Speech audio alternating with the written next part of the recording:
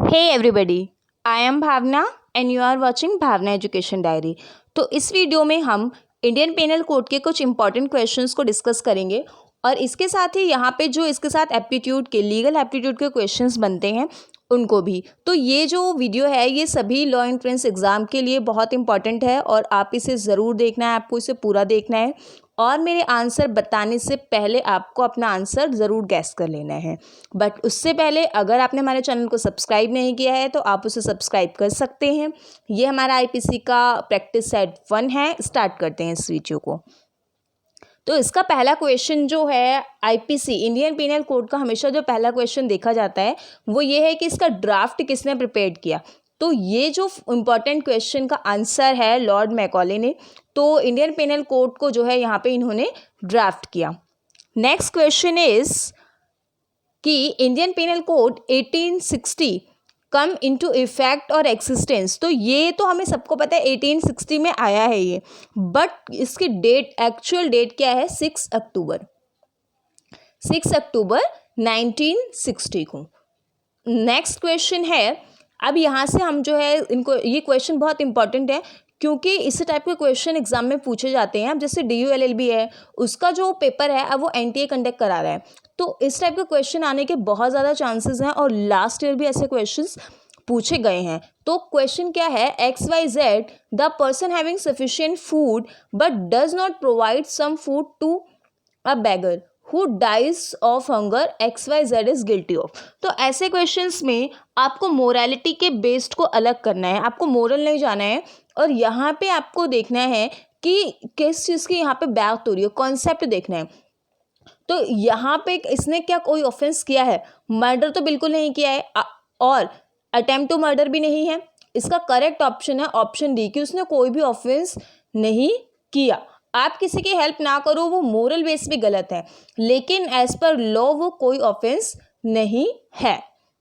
Next question is X3 tends to publish a defamatory libel concerning Y unless Y give you money। तो यहाँ पे जो है X किसको डराता है पब्लिश करके डिफेमेटरी लाइबल पे Y के लिए, जब तक अगर Y उसे क्या नहीं करेगा, पैसे नहीं देगा, और इसीलिए वो Y को इंड्यूस करता है कि वो उसे पैसे दे। अब यहाँ पे X कौन सा ऑफेंस कर रहा है, यहाँ पे जो X है वो एक्सटॉर्शन कर रहा है क्योंकि यहाँ पे जब भी आप किसी को मनी के लिए इंड्यूस करते हो तो यहाँ पे ये दो चीज़ें हैं, इंड्यूस्ड और मनी। तो यहाँ पे जो ऑफेंस कमिट होता है वो कौन सा होता है, एक्सटॉर्शन। डिफेमेशन होता है जब आप किसी की रेपुटेशन के अगेंस्ट कुछ पब्लिश करते हो, तो यहाँ पे डिफेमेशन की डिफेमेटरी लाइबल। लेकिन यहाँ पे जो एक्ट हो रहा है you must concern about the act. यहाँ पे जो एक्ट कर रहा है वो इंड्यूस कर रहा है किसके लिए, मनी के लिए। तो hence the option D is correct, extortion. Next question is, A by putting B in fear of grievous hurt dishonestly induced B to sign for affix his seal in black paper। So यहाँ पे वो किसके sign चाहता है, black pepper पे किसी के sign की बात हो रही है। अब यहाँ पे and delivers it to B, और यहाँ पे डिलीवरी भी है। B sign and deliver, sign करके डिलीवर कर देता है वो पेपर A को। A हैज़ कमिटेड, अगेन जहाँ पे मनी, डिलीवरी और इस तरीके की बात हो रही है, इट मीन्स किसी प्रॉपर्टी की डिलीवरी की या मनी की डिलीवरी की, और यहाँ पे इंड्यूस्ड वर्ड आ रहा है, तो यहाँ पे जो ऑफेंस कमिट होगा वो ऑफेंस होगा extortion. So the correct option is option A. Next question is, criminal conspiracy is an agreement between 2 और मोर पर्सन 2। तो क्रिमिनल कॉन्स्पिरेसी जो है 2 और 2 से ज़्यादा पर्सन के बीच में होती है। तो इससे रिलेटेड अब और क्या चीज़ें हैं, किस चीज़ के लिए होती है, to do or cause to be done an illegal act. Option B, do or cause to be done an illegal act or an act which is not illegal by illegal means commit an offense। Option D, none of the above। So the correct option is option B, do और cause, किस लिए कि कुछ illegal act करने के लिए या कोई ऐसा एक्ट जो आपका इलीगल नहीं है बट वो आप कर किस लिए रहे हो, इलीगल पर्पस के लिए। तो ये क्रिमिनल कॉन्स्पिरेसी है। कॉन्स्पिरेसी के लिए आपके मिनिमम जो है वो 2 पर्सन होने चाहिए, एक सिंगल पर्सन जो है वो कॉन्स्पिरेसी कमिट नहीं कर सकता। Next question is, A and B agree to commit the murder, A और बी एग्री हो गए सी का मर्डर करने के लिए by poisoning and D was to procure poison. तो यहाँ पे ए और बी जो है वो सी का मर्डर करने के लिए पॉइजन तैयार करते हैं, एग्री करते हैं, but D was procure poison but he did not procure it. तो ए और बी ने यहाँ पे अपना काम जो है वो कर दिया था, तो वो किसके लिए लाइबल होंगे? तो यहाँ पे जो है attempt to murder with the aid of section 34। तो यहाँ पे अटेम्प्ट उन्होंने कर दिया, हालांकि मर्डर हुआ नहीं है, बट अटेम्प्ट जो है वो पनिशेबल है। और अटेम्प्ट के बारे में आईपीसी के सेक्शन लास्ट 511 में दिया गया है। और जो 34 है वो कॉमन इंटेंशन की बात करता है, जो कि एक प्री अरेंज प्लान है। तो यहाँ पे जो इनका प्लान था वो पहले से अरेंज था, तो यहाँ पे क्रिमिनल कॉन्स्पिरेसी नहीं आएगी, क्योंकि यहाँ पे मर्डर की बात नहीं हो रही है। अबेटमेंट ऑफ मर्डर तो बिल्कुल ही नहीं होगा। कई बार ऐसा होता है एग्जाम में आप बाकी क्वेश्चन को एलिमिनेट करके भी अपना सही आंसर निकाल सकते हो। Next question is which one of the following is punishable as sedition. Sedition के लिए इसमें से कौन सी स्टेटमेंट पनिशेबल हो सकती है? A bitter criticism of the government to overthrow it, option B inducing people to cease to obey the law and lawful authority, option C a publicist attack on policies of the government, option A an attempt to remove the ministers from power. So the correct option is option B। जो sedition होता है ये हमारी government और हमारे देश के खिलाफ के ऑफेंसेस होते हैं, और कुछ ऐसे ऑफेंस, ये उस टाइप के ऑफेंस में आता है जहाँ पे आपकी इंटेंशन मैटर नहीं करती, यानी कि मेंस या मैटर नहीं करता। तो इसमें आप लोगों को इंड्यूस करते हो कि वो क्या करें, वो कुछ अनलॉफुल चीज़ों को करें, या इस सब चीज़ों के लिए उन्हें इंड्यूस करते हैं, तो ये पनिशेबल होता है। Next question is A instigate his 6-year-old son B to take away from C. A जो है वो इंस्टिगेट करता है अपने 6 साल के बच्चे को, बी को, कि टेक अवे फ्रॉम सी, कि सी के पास से आ जाओ। A purse containing 5,500 rupees. In this case which one of the following statement is correct. यहाँ पे इंस्टिगेट की बात हो रही है एक छोटे से बच्चे की, तो यहाँ पे कौन सा ऑफेंस कमिट हो रहा है? Option A B commits theft, B तो कुछ नहीं कर रहा है यहाँ पे, and A abets theft. Option B, यहाँ पे ए जो है वो 6 साल के बच्चे को 5500 रुपये जो है वो लेकर आने के लिए परस्यू कर रहा है, बुला रहा है उसको। तो यहाँ पे जो है बी ने तो कोई ऑफेंस नहीं किया, बट ए ने क्या ऑफेंस किया है?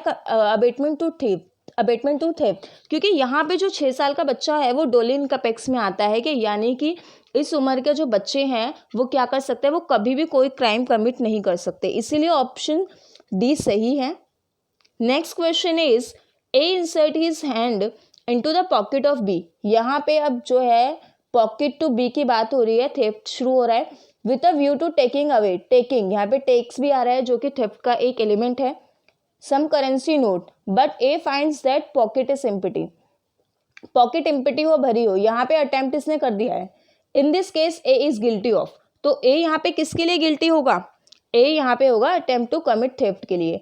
इनकेस मान लीजिए यहाँ पे कई बार ऐसा भी क्वेश्चन आता है कि बी की पॉकेट में जो है वो गन रखी है और वो ए से चल जाती है, जिसकी वजह से बी मर जाता है।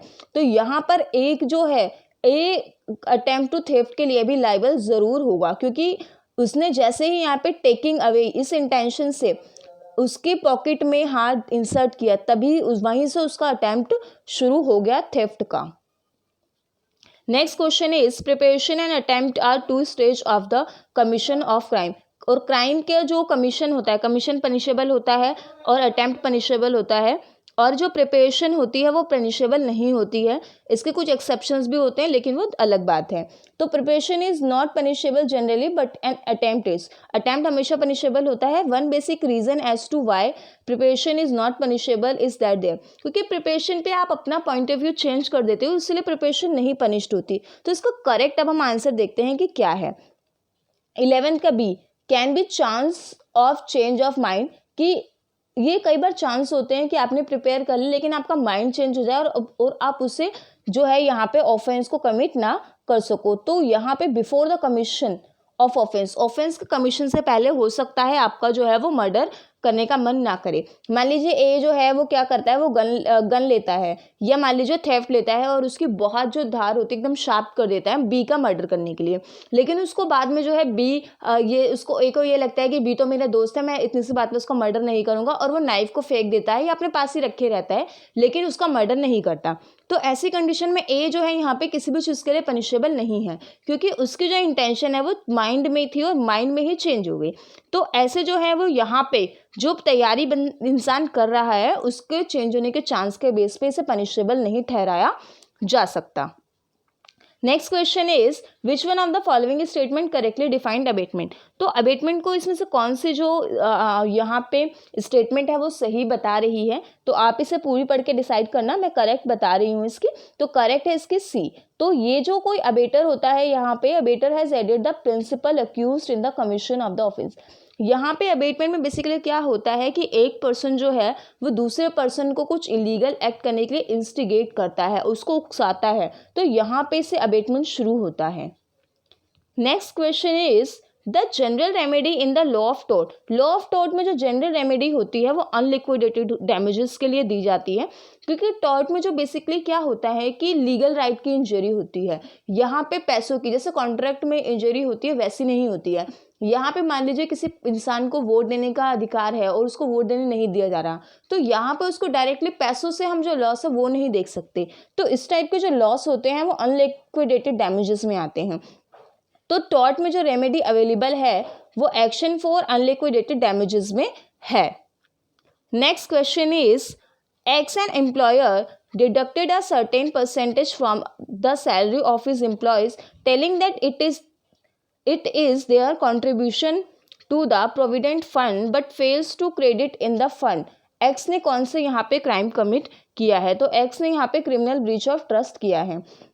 मान लीजिए ए जो है, ए बस में चढ़ता है और यहाँ पे बी जो है आगे है बस में, वो टिकट नहीं ले पाता, और वो बी जो है वो ए को पैसे देता है कि तुम कंडक्टर के पास हो, तुम यहाँ पे मेरे लिए टिकट ले लो। लेकिन जो ए है वो यहाँ पे बी को टिकट बी के पैसों से टिकट लेने के बजाय अपने पास रख लेता है। तो ऐसे केस में क्रिमिनल ब्रीच ऑफ ट्रस्ट होता है, मतलब इसमें ब्रीच ऑफ ट्रस्ट है। यहाँ पे जो है क्रिमिनल ब्रीच ऑफ ट्रस्ट आपको देखने को मिलेगा, क्योंकि आपका यहाँ पे भरोसा टूट रहा है, ट्रस्ट आपका ब्रीच हो रहा है।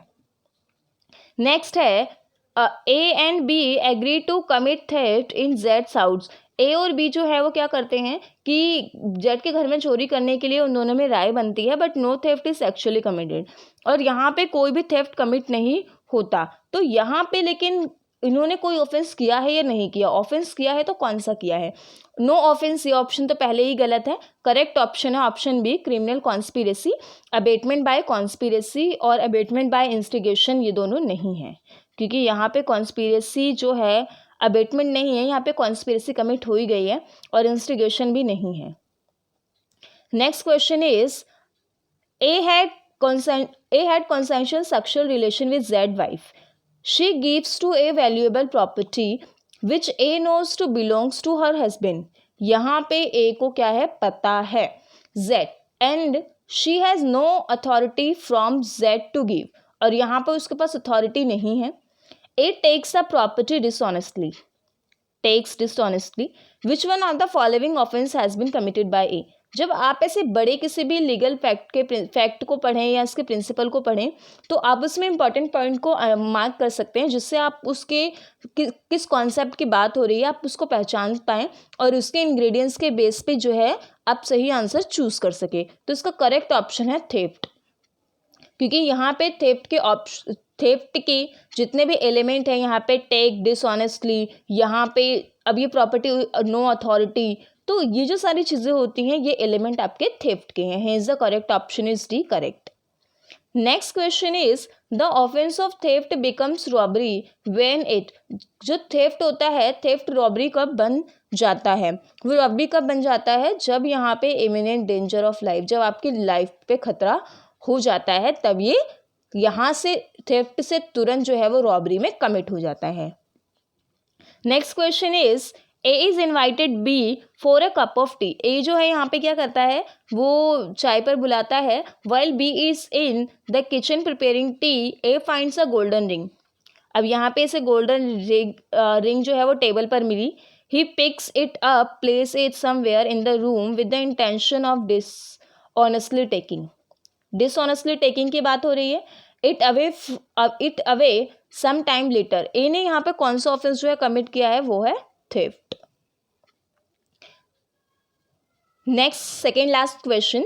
विच one of the following statement correctly distinguish theft and extortion. इसमें से कौन सी जो स्टेटमेंट है वो थेफ्ट और एक्सटॉर्शन को जो है वो बहुत ही क्लियर इनके बीच के अंतर को बता रही है. तो यहाँ पे आप सारे ऑप्शंस पढ़ के अपना डिसाइड कीजिए और करेक्ट ऑप्शन जो है ऑप्शन सी है. कि क्या होता है इसमें, इन थेफ्ट में there is taking of property and where is in extortion there is a delivery of property. Extortion में आप डिलीवरी होती है प्रॉपर्टी की, और थेफ्ट में डिसऑनेस्टली टेकिंग, और इसमें इंड्यूसिंग भी होता है, इंटाइसिंग भी, और इसके साथ आप क्या करते हो, प्रॉपर्टी को मूव करते हो. तो ये सारी चीज़ें आपके थेफ्ट में आती हैं. Last question is, A obtains property from B by saying that your child is in the hand of my gang and will be put to death unless you send us 10 lakh rupees. यहाँ पे delivery की बात हो रही है. यहाँ पे आपको जो इंस्टिगेट डराया जा रहा है, आपको डेंजर ऑफ लाइफ है. तो ऐसी कंडीशन में यहाँ पे कौन सा ऑफेंस कमिट किया है, ए ने एक्सटॉर्शन का ऑफेंस कमिट किया है. तो that's all from my side and don't forget to subscribe my channel. अगर आपको वीडियो हेल्पफुल लगे तो अपने फ्रेंड्स के साथ शेयर करना मत भूलिएगा. Thank you.